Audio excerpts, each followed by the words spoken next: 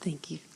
Esther, before I start my question, I just want to say to the gentleman who's travelling in the left lane fast yesterday, in Australia we drive in the left lane real fast all the time. So somewhere to suit everyone. My question is about my long-term marriage, which I dissolved 14 years ago. And forgiven, I feel fine. I had beautiful things that have come from that relationship. But I keep having dreams about my ex-husband. And then I feel bad, and I just want to get away from that, bringing in the bad dreams. Well, it's important to know. We talked about this before, that what you think and how you feel and what manifests always match. And the same is true of your dream state. What you're thinking and feeling and what manifests in your dream state always matches. And so if you feel bad in your dream, that means you've got that feeling going on apart from the dream. Maybe not about the same thing, but it is still a vibrational part of the nucleus of your point of attraction. You see what we were talking about? Yeah. And so most people think that when they dream all night long. It isn't true. When you come back into your conscious awareness, that's when you download and translate all of that. And so it gives you that sensation that it has been going on for a long time. And you pick up the characters and players and even the places and things from what's been in your more recent conscious memory. So two things are happening when you are having recurring dreams about a person. First and most important is that how you feel about that and other things is still active in your vibration. And the other thing is there have been recent thoughts about that particular person. That's why you're translating that dream into that particular person. But it does not mean that those two things need to be related. You could have left all of that behind before, but instead you're carrying it forward. And so it's just a matter of deliberately thinking other thoughts. It's like saying, I only listen to one radio station and they play this one song that I don't like or this one artist that I don't like all the time. All the time. They always play this same artist. I can't get away from this one artist. It just plays and plays and plays and plays and plays. And there are so many options. Choose another station, turn the radio off, purchase your own recordings and play them. There are so many other options. You don't have to just take the thoughts that are coming. You can be more defining in what you want. And so sometimes it's helpful to say, well, what is it about that? How did that dream make me feel? How does that dream make you feel? Or how did that experience make me feel? What's the emotion? Torn and beaten down and broken. Well, those are a lot of emotions. Which ones? Do you feel guilty? No. I feel guilty to my younger self that I didn't look after her better. That's psychobabble from Oh. a lot of places. Well, I think I mourn that I don't have that long-term relationship, which I thought was what I would have from youth to older age. It's time for a suck it up buttercup sticker. Yeah. Only in this sense.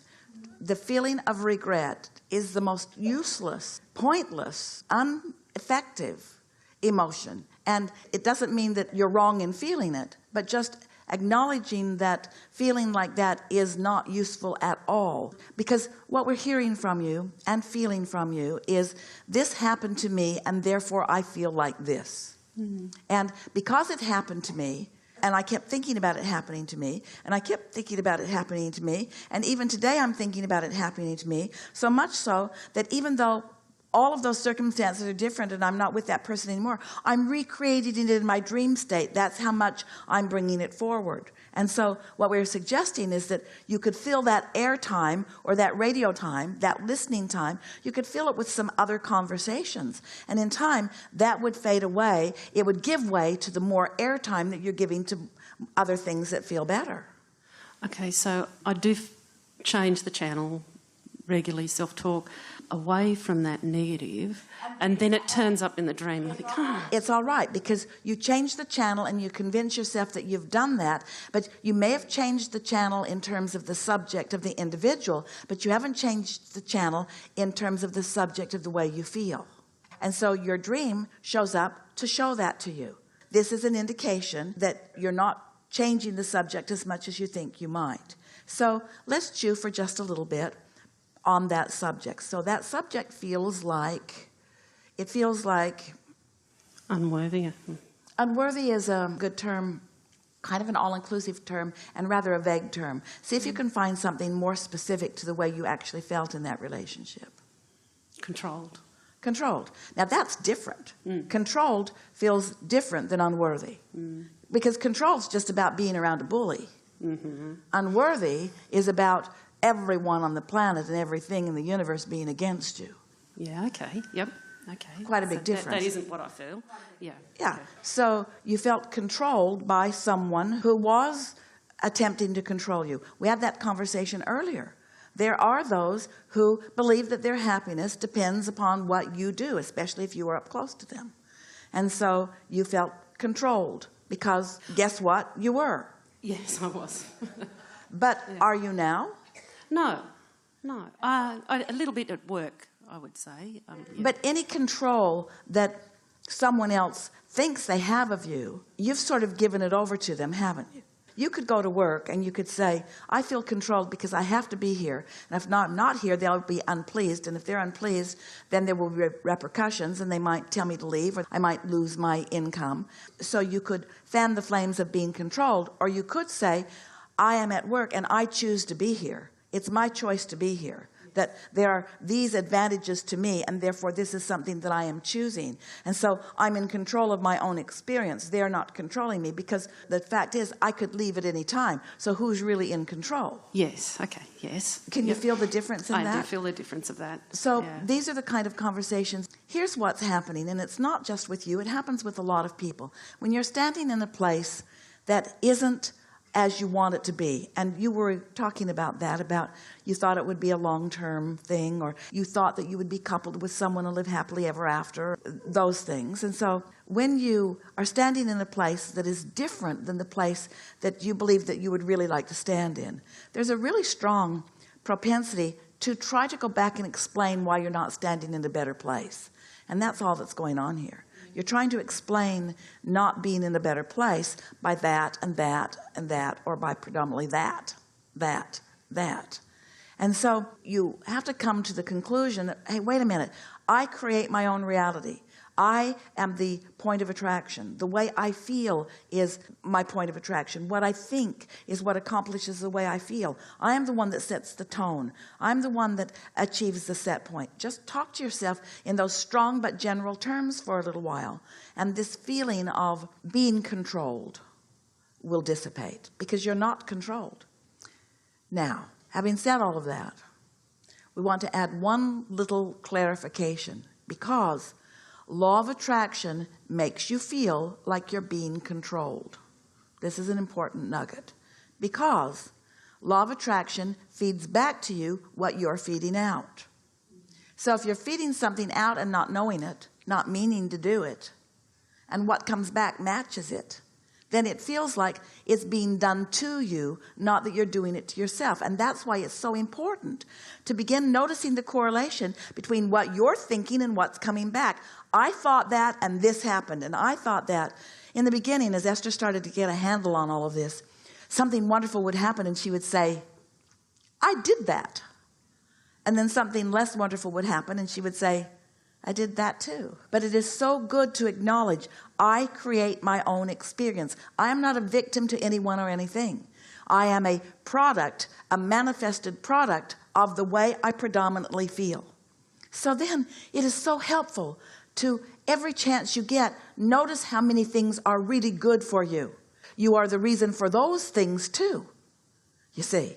And it doesn't take long before you tip the balance of that, before you're offering more thoughts about the things that do feel good to you and fewer thoughts about the things that don't or didn't feel good to you. And then you'll start getting ideas. You'll start having better timing and better rendezvous, and circumstances and events and relationships will begin turning out differently for you. And you'll have these points of clarity where you will actually be able to make the absolute association between the improvement in your thought and the improvement in the manifestations that come as a result of that thought. No one is ever going to feel in control of their own experience until you actually are. Because law of attraction is not going to help you fake it. Law of attraction is going to yield to you exactly how you feel. And so when you wake up from a clarifying dream, say, whew, boy, was that ever clarifying, and good information for me. I've got something going on that I didn't even realize I had going on. I'm sure I've been feeling it at subtle stages and haven't been noticing it, so I haven't been shifting. I haven't been correcting my driving when I've been feeling the rumble strip. And so I maintain that vibration long enough that it is manifested in a dream. Thank you. Thank you, law of attraction, for always being consistent and always giving me the feedback of what I've got going on. And thank me for being aware that I've got it going on. And thank me for being able to focus. And thank me for being a feeling individual. And thank me for knowing the difference between feeling good and not feeling good. And thank everyone who's a cooperative component in the game I'm playing with myself. So be more grateful. Or focus on that grace and appreciate it. Appreciation of we're all in this together. Appreciation of the contrast, even the contrast you don't like. Appreciation of even the bad times, which caused you to put better times in your vortex. And if you hadn't put better times in your vortex, you wouldn't be suffering over the better times not being lived by you, you see. Once it's in your vortex, you've got no happy choice other than to move in the direction of them. That's the reason that we're really encouraging letting the past be the past, because even though there are wonderful things in the past, we know it. Esther's gathering up little souvenirs, little touchstones all the time because she is kind of new to the idea of letting the past go. And we're not saying that there aren't touchstones that you want to keep bringing forward with you, but if you are really living the way you've intended to live, and you have your vibrational sights set on this vortex, and you are following the call of your inner being, your now is so full of wonderful things that you really don't have much airtime left for anything else. It's sort of like sitting through the most fantastical, delicious meal and spending the whole time talking about what you ate yesterday instead of just quietly contemplating the perfection of this moment in time, you see. Enough? I'll contemplate the perfection of this. Enough? Really good. Very good.